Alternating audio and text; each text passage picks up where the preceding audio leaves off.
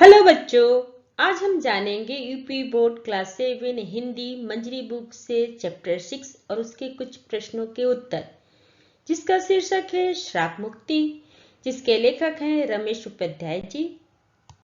बच्चों, इस चैप्टर की शुरुआत करने से पहले हम लेखक परिचय जानेंगे। लेखक आधुनिक हिंदी कहानीकारों में लेखक रमेश उपाध्याय जी का नाम विशेष उल्लेखनीय है। इनका जन्म एटा जिले के पधारी गांव में हुआ था। इन्होंने पहले साप्ताहिक हिंदुस्तान तथा नवनीत में उप संपादक का कार्य किया। इस समय ये व्यावसायिक अध्ययन महाविद्यालय दिल्ली विश्वविद्यालय में शिक्षण कार्य कर रहे हैं। इतिहास नदी के साथ बदलाव से पहले इनके प्रसिद्ध उपन्यास तथा पेपरवेट नाटक विशेष उल्लेखनीय है। बच्चों, प्रस्तुत कहानी में लेखक ने डॉक्टर प्रभात के माध्यम से अपराध बोध तथा प्रायश्चित स्वरूप मानव सेवा का व्रत लेने का चित्रण किया है। इस कहानी की शुरुआत इस प्रकार से है। एक दिन ऐसा हुआ कि मैं बूढ़ी दादी की आंखों का इलाज कराने दिल्ली के एक बड़े प्रसिद्ध नेत्र चिकित्सा डॉक्टर प्रभात के पास गया। लगभग अंधी हो चुकी दादी को सहारा दिए जब मैं डॉक्टर प्रभात के कमरे में पहुंचा तो उन्होंने मुस्कुराते हुए दादी का स्वागत किया। कहा, आओ आओ दादी अम्मा, कहाँ क्या तकलीफ है?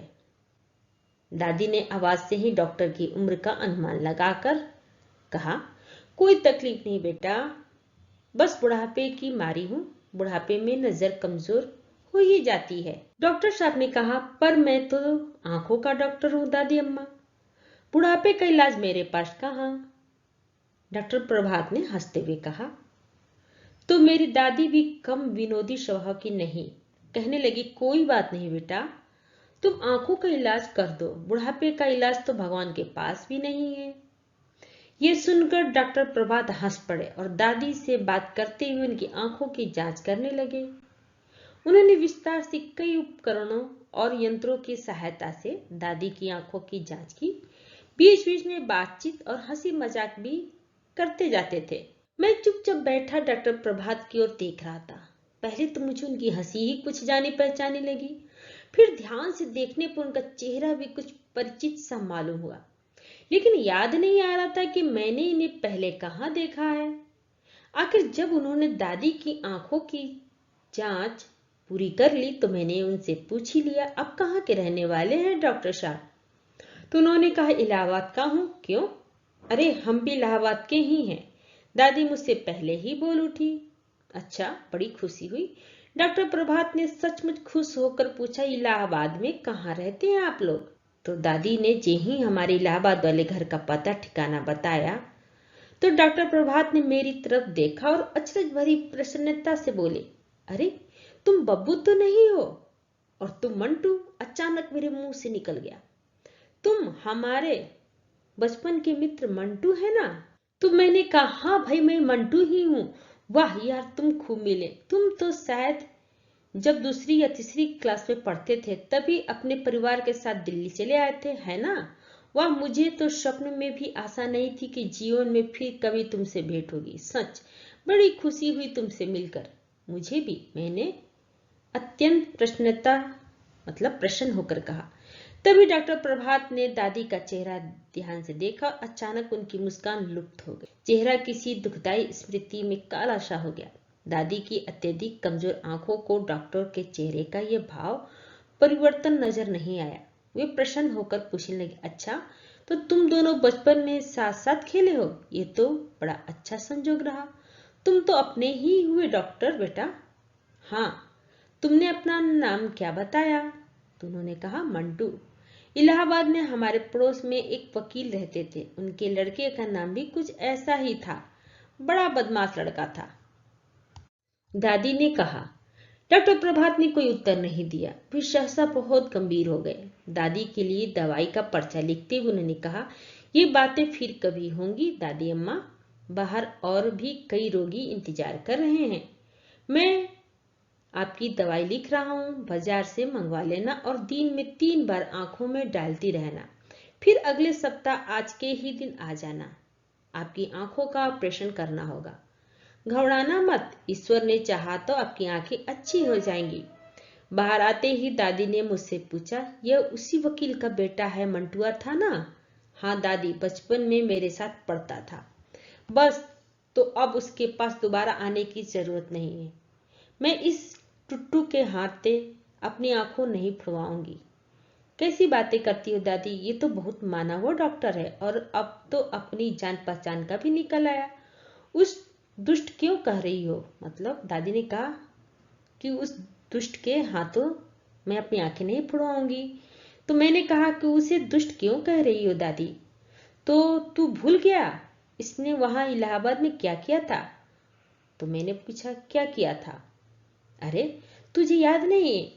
इसने मोहल्ले की कुतिया के 3 पिल्लों की आंखें आंख के पौधों का दूध डालकर फोड़ दी थी।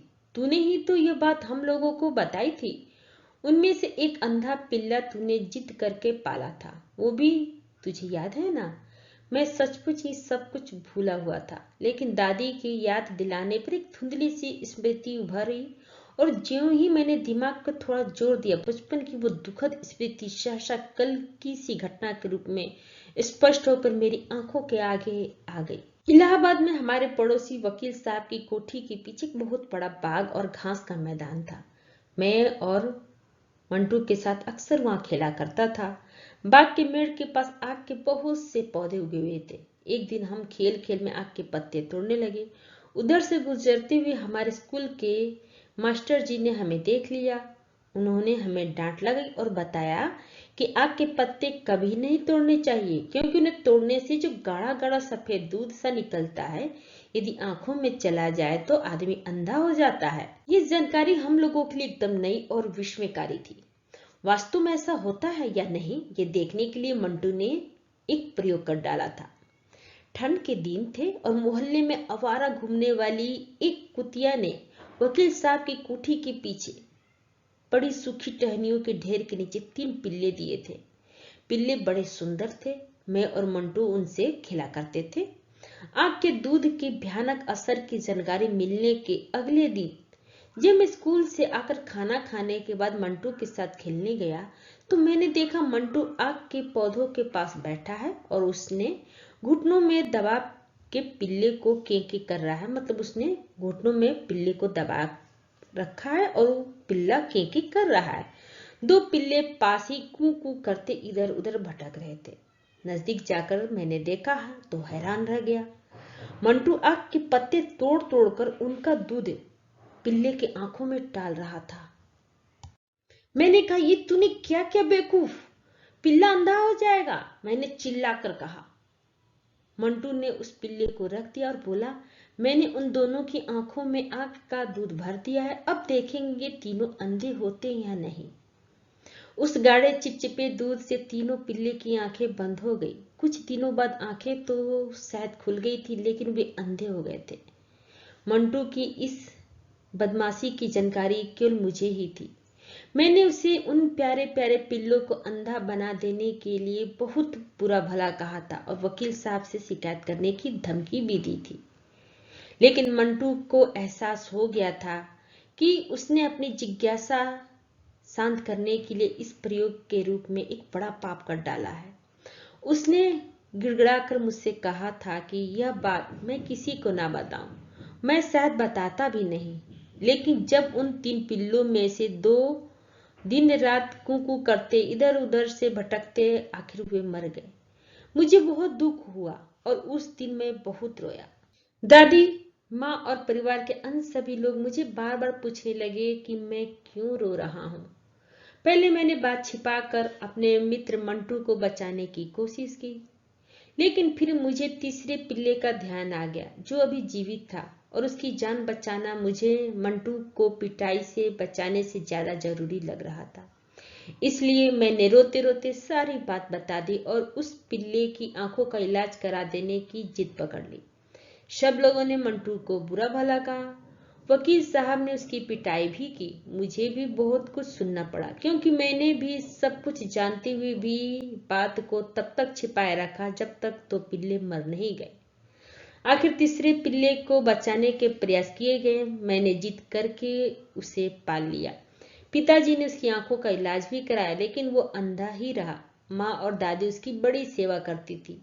मैं भी उसका बहुत ध्यान रखता था। उस समय तो उसकी जान बच गई, लेकिन जब वो बड़ा हो गया, एक दिन घर से बाहर निकल गया और सड़क पर किसी वाहन से कुचलकर वो मर गया। उस घटना को याद कर मैं हैरान रह गया।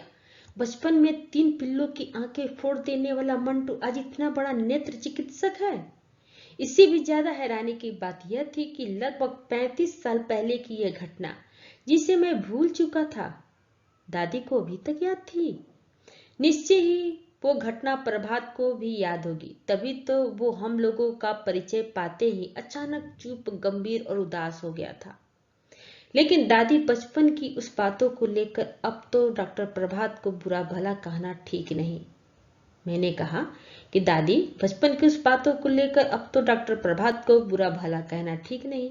मैंने दादी को समझाने की कोशिश की। अब वे मंटू नहीं, देश के माने वे नेत्र चिकित्सक हैं। दूर दूर से लोग उनके पास अपनी आंखें का इलाज कराने आते हैं। अब तक तो हजारों लोगों को उनकी खोई हुई नेत्र ज्योति लौटा चुके होंगे।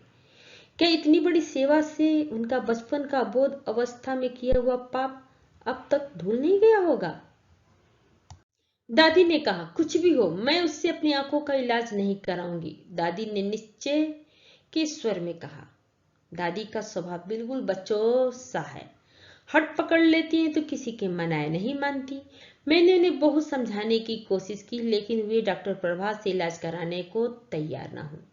आंखों में डालने की जो दवाई डॉक्टर प्रभात ने लिख कर दी थी, वो भी नहीं खरीदने दी। परिवार के सब लोगों ने उन्हें समझाया, लेकिन वे टस से मस नहीं हुई। आखिर शाम को मैंने डॉक्टर प्रभात को टेलीफोन किया और दादी को जिद के बारे में बताया। तो डॉक्टर प्रभात ने गंभीर होकर सब कुछ सुना और बोले, तुम अपने घर का पता बताओ, मैं स्वयं आकर दादी अम्मा को समझाऊंगा। लगभग 1 घंटे बाद डॉक्टर प्रभात हमारे घर में थे और दादी से कह रहे थे, दादी अम्मा, मैंने बचपन में जो पाप किया था उसे मैं आज तक नहीं भूला हूँ, और मैं उस श्राप को भी नहीं भूला हूँ जो आपने मुझे दिया था।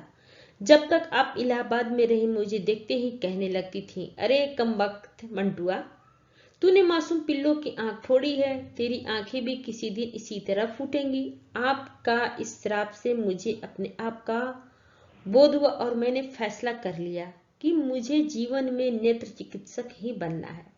मेरी आंखें तो आपके श्राप के कारण कभी न कभी फूटेंगे ही, पर उससे पहले मैं बहुत सी आंखों को रोशनी दे जाऊंगा। उन बहुत सी आंखों में से 2 आंखें आपकी भी होंगी, दादी अम्मा। डॉक्टर प्रभात की बातों में न जाने कैसा जादू था कि दादी की ही नहीं, हम सबकी आंखें भर आई।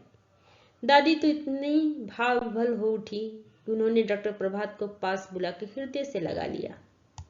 डॉक्टर के सिर पर स्नेहपूर्वक हाथ फेरते उन्होंने कहा, जीते रहो मेरे लाल, तुम्हारी आंखों की ज्योति हमेशा बनी रहे।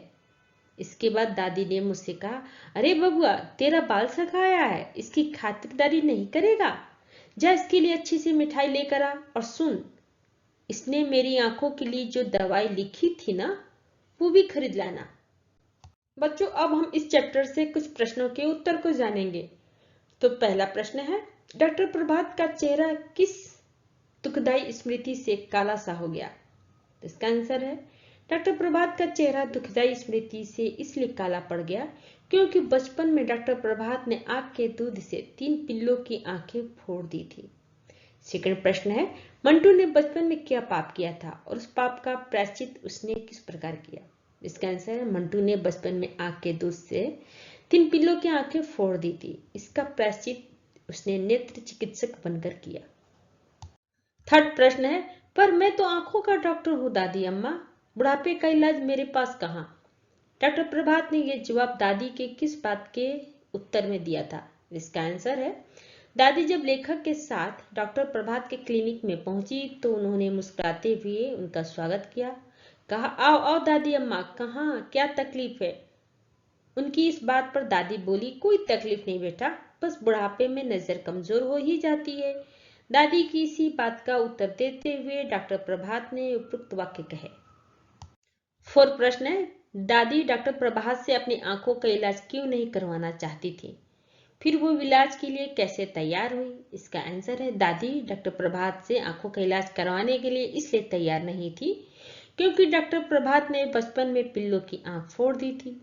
लेकिन डॉक्टर प्रभात ने समझाया कि वो उसी प्रायश्चित के कारण नेत्र चिकित्सक बने हैं।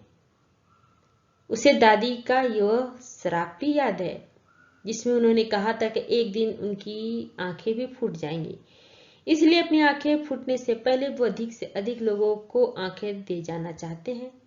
डॉक्टर प्रभात की बातें सुनकर दादी इलाज के लिए तैयार हो गई। प्रश्न है, निम्नलिखित शब्दों के विलोम लिखिए।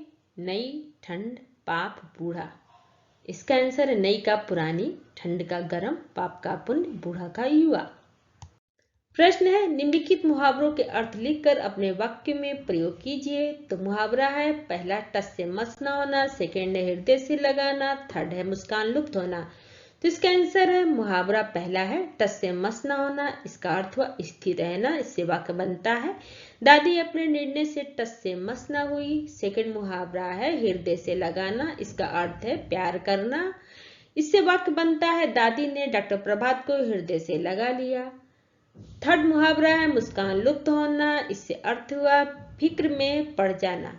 इससे वाक्य बनता है परिचय हो जाने पर डॉक्टर प्रभात की मुस्कान लुप्त हो गई क्योंकि उन्हें बचपन के पाप का ध्यान आ गया। अगर आपको मेरा ये वीडियो अच्छा लगा हो तो लाइक करें, या फिर कोई डाउट हो तो आप हमें कमेंट बॉक्स में लिख कर बताएं।